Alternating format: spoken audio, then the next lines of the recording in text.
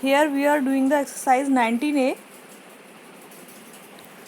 19A we have done till the question number 18.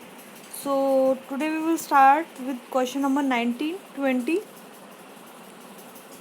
Question number 19 is, a parallelogram has an area of 63 centimeters square and a base is equals to 9 centimeter. What is the corresponding height of the parallelogram? देखिए question 19 मैंने solve नहीं किया है इधर worksheet पे because it is very easy. Area दे रखा है हमें 63, बेस दे रखा है हमको 9 सेंटीमीटर. हमको हाइट फाइंड करनी है. हाइट क्या होगी? तो इसके लिए इजी सा होता है हमारा area is equals to base into height होता है ना.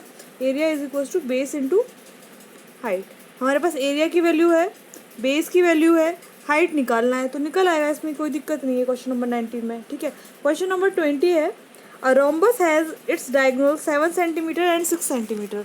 What it's area? मतलब डायगोनल दे रखा है. D1 की वैल्यू दे रखी है 7 सेंटीमीटर, D2 की वैल्यू दे रखी है 6 सेंटीमीटर. डायगोनल 1, डायगोनल 2, दो डायगोनल होती है ना रोम्बस में. जैसे ये वाला जो फिगर है रोम्बस ही तो है, यानी कि एक डायगोनल हमें 7 दे रखी है और एक 6 दे रखी है. ठीक है, बिल्कुल ऐसे ही दे रखा है. ठीक है, तो अभी हमें इसका एरिया निकालना है. तो एरिया क्या होता है? 1/2 D1 इंटू D2, यही तो होता है.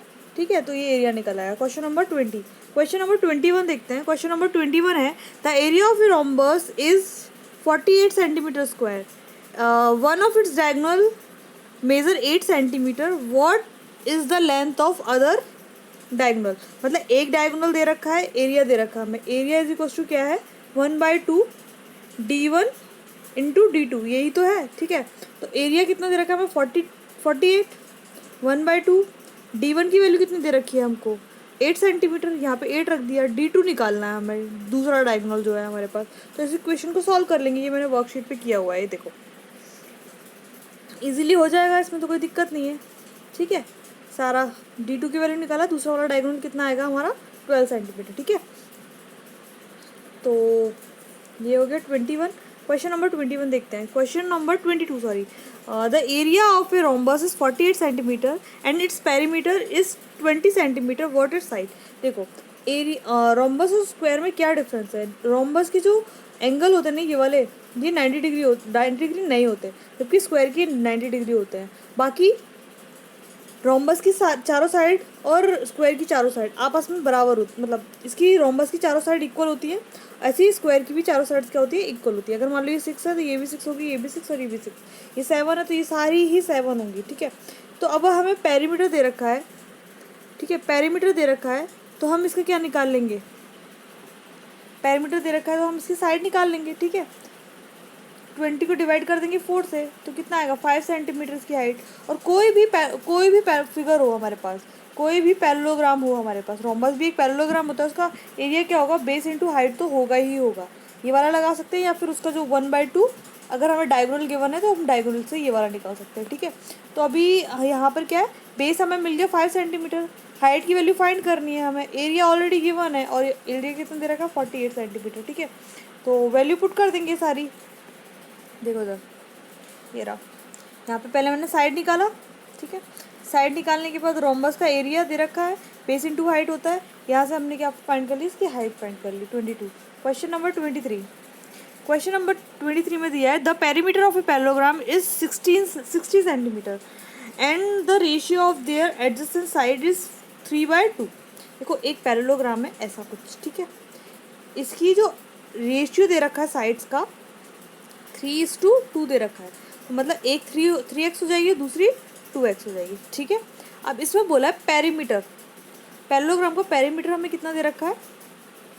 हमें दे रखा है 60. ठीक है, 60.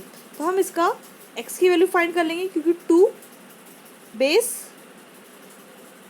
Length into breadth, length 2l+b, ये क्या होता है? पेरीमीटर होता है ना. 2x इज इक्वल टू 60 रख लेंगे. ठीक है, तो यहाँ से क्या निकल आएगा? इसका x की वैल्यू निकल आएगी. x की वैल्यू निकल आएगी तो हम इससे क्या निकाल लेंगे? इसकी लेंथ और ब्रेथ निकाल लेंगे. देखो इधर क्वेश्चन नंबर 23. रेशियो दे रखा था, लेंथ मान लिया 3x, ब्रेथ 2x. ठीक है, पेरीमीटर ऑफ पैरेललोग्राम कितना दे रखा है? 60. तो यहाँ पे हमने पेरीमीटर का फॉर्मूला लगाया तो हमारे पास पेरीमीटर की सॉरी एक्स की वैल्यू आ गई. एक्स की वैल्यू से 3 × x कर देंगे 18 और 12, इसकी वो निकल आई हमारे पास साइड्स, ठीक है। साइड्स मिल गई हैं तो एरिया क्या होता है, बेस इंटू हाइट, ठीक है। बेस कितना है 18 और इसकी करस्पॉन्डिंग हाइट क्वेश्चन में ही गिवन है।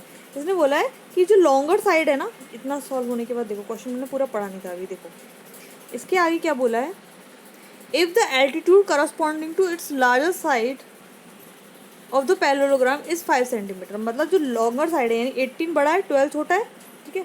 इसकी करस्पॉन्डिंग जो हाइट दे रखी है पैरेललोग्राम की वो कितना दे रखा है 5 सेंटीमीटर, ठीक है। 5 सेंटीमीटर दे रखी है तो 18 इंटू 5 कर लेंगे तो इसका क्या निकल आएगा, एरिया निकल आएगा, यानी 19 सेंटीमीटर स्क्वायर क्या निकल आया इसका एरिया। अब एरिया तो फिक्स है इसका, ठीक है। अगर हम दूसरी तरीके से इस फिगर को देखें तो स्मॉलर वाली साइड है उसकी करस्पॉन्डिंग हाइट हम h मान लें, करस्पॉन्डिंग हाइट अगर हम h मानेंगे तो एरिया तो वही रहेगा 12 into H is equals to 90, ठीक है। तो h की वैल्यू निकालेंगे यहाँ से कितनी आएगी 7.5, यानी कि अगर हम 12 को बेस लें तो हाइट इसकी करस्पॉन्डिंग क्या होगी 7.5। Question number 23, question number 24, question number 24 है find the side of a square which has same area as its rhombus of side 18 centimetre height 4 centimetre. एक हमारे पास रोम्बस है और एक स्क्वायर है, दोनों का एरिया क्या है आपस में बराबर है, लेकिन रोम्बस की हमारे पास साइड दे रखी है, मतलब बेस दे रखा है और हाइट दे रखी है। तो जब हमारे पास बेस और हाइट दोनों गिवन है तो हम एरिया निकाल सकते हैं। रोम्बस का जो एरिया होगा वही क्या होगा स्क्वायर का एरिया होगा। रोम्बस का एरिया कितना आएगा 18 इंटू 4.5 करेंगे तो 81, ठीक है। तो ये स्क्वायर का एरिया भी होगा क्योंकि दोनों का एरिया क्या है आपस में बराबर है। यहाँ से हम साइड निकालेंगे स्क्वायर की तो कितना आएगा √81, तो 9 आ जाएगी इसकी साइड। तो ये थे till the question number 24 we have done. in next class we will do the question number 25 and 26. Then your exercise will be finished. Thank you all of you.